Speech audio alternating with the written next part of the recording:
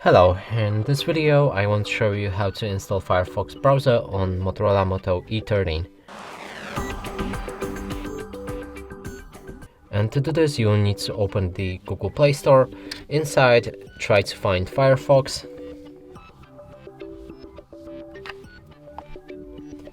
Select it. In this case it's already installed, so I'm gonna remove it. And here you should see this button, so press on it.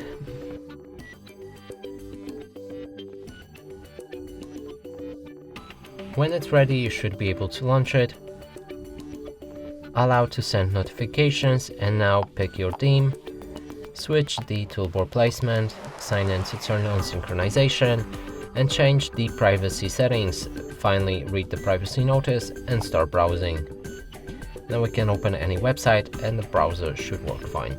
And that's it for this video. Hope you like it. Please consider subscribing to our channel, leave a like and a comment below.